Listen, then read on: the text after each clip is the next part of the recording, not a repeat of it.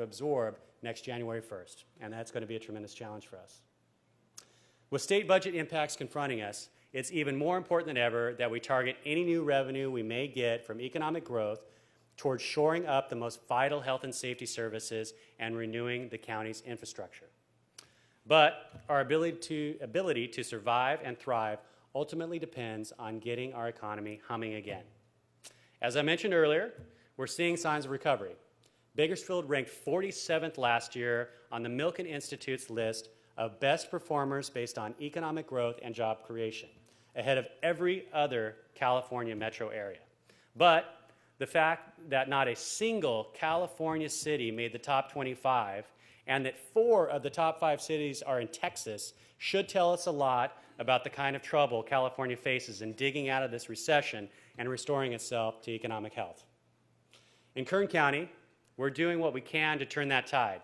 The Kern Economic Development Corporation, which is tasked with helping our existing industries succeed and also in attracting new industries, has been reorganized around a more performance-oriented goal. The board has made it easier for businesses to install ground-mounted solar projects to provide on-site power. If companies can take control of their energy costs through on-site solar, that should help them to plan for the future and perhaps add new jobs instead of looking elsewhere. Some oil and gas producers are using solar photovoltaic panels to lock down pumping costs and solar thermal technology to raise steam to heat heavy crude formation. Oil and gas, still Kern's biggest economic engine, continue to deliver our best economic news. And I know we have some of our oil folks right over here. I want to give everyone a round of applause that is working in our oil industry. They're truly keeping the county afloat in these difficult economic times. Oil and gas production is the main reason Kern County has ranked near the top nationally in adding manufacturing jobs, and its strong revenues have helped to keep people employed and to keep our local economy and government services afloat. So thanks to all of you. Oil and gas producers hit a snag last year when the state's top regulator virtually froze most new production permits. But the industry was able to convince Governor Brown to step in before the state ruined one of California's most valuable industries. He appointed a new oil and gas division director who is more willing to honor a company's good track record in the oil fields before ordering lengthy and costly environmental studies for routine projects. I think it's ironic that many of these same people who support regulations that make it tougher to produce crude oil in California also want to tax the heck out of that production and siphon money off to Sacramento. They were happy to ignore Kern County when oil was $6 a barrel, but now we are on their radar. I can promise you that this board will continue to strongly oppose any oil severance tax because we know the importance of this industry not just to Kern County, but also to California.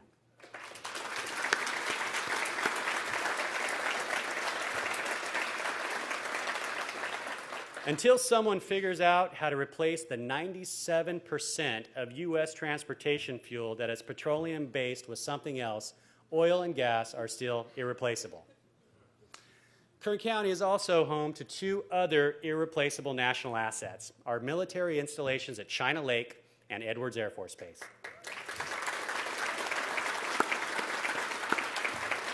These 2 installations are the backbone of our nation's ability to demonstrate air superiority anywhere in the world. Right, John?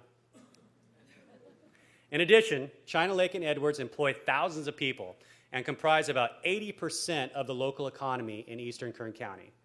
They've contributed some critical advances in national defense and aerospace over the decades, and they are far from finished. I'm very proud that the 2nd District is home to one of them.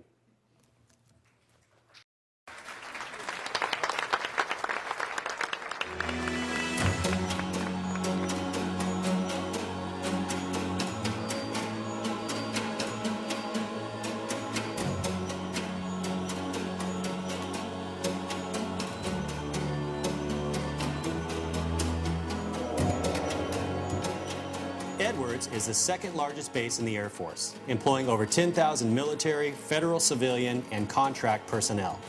The Air Force Flight Test Center conducts research and flight testing on all Air Force aircraft. The Dryden Flight Research Center does the same for NASA.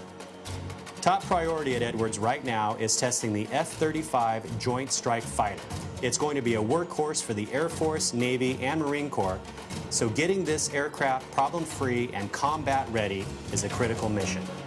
The Global Observer Unmanned Aircraft System has completed its first flight powered by the aircraft's hydrogen-fueled propulsion system. This milestone marked the beginning of high-altitude, long-endurance flight testing for this program. The Dryden Flight Research Center has been at the heart of Edwards' long reputation for innovation in flight, and last year marked the end of Edwards' nearly 40 years of involvement in the Space Shuttle program.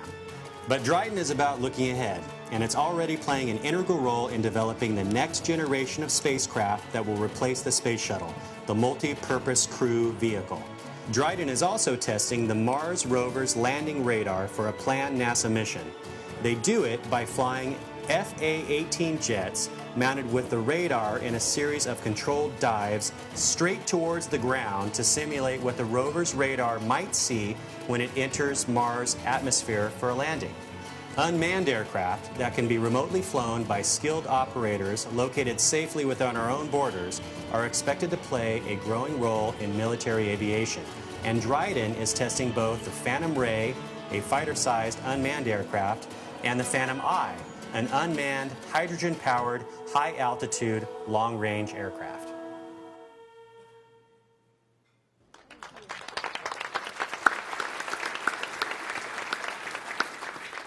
You're starting to see how cool the 2nd District is, aren't you? I also want to highlight the role that the Naval Air Weapons Center at China Lake has played in defending our nation since World War II. All aerial weapons deployed by the Navy since then, as well as other weaponry and countless advanced combat aircraft, have been developed and tested at China Lake, and John McQuiston proudly represents that area. Some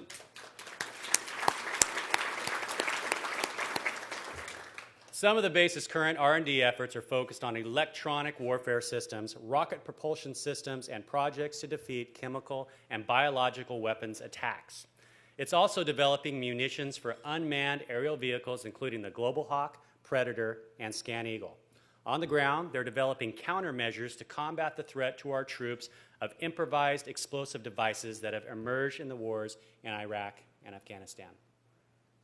China Lake and Edwards continue to write new history each day, just like the rest of Kern County. We have always been a can-do kind of place, and it goes back to making the most of what you have. As the saying goes, when life hands you lemons, you make lemonade, and if the wind blows all the time and the sun beats down on you, you make electricity. If cotton prices go south, you plant pistachios. And if the county budget is tight, you find new ways to get the job done.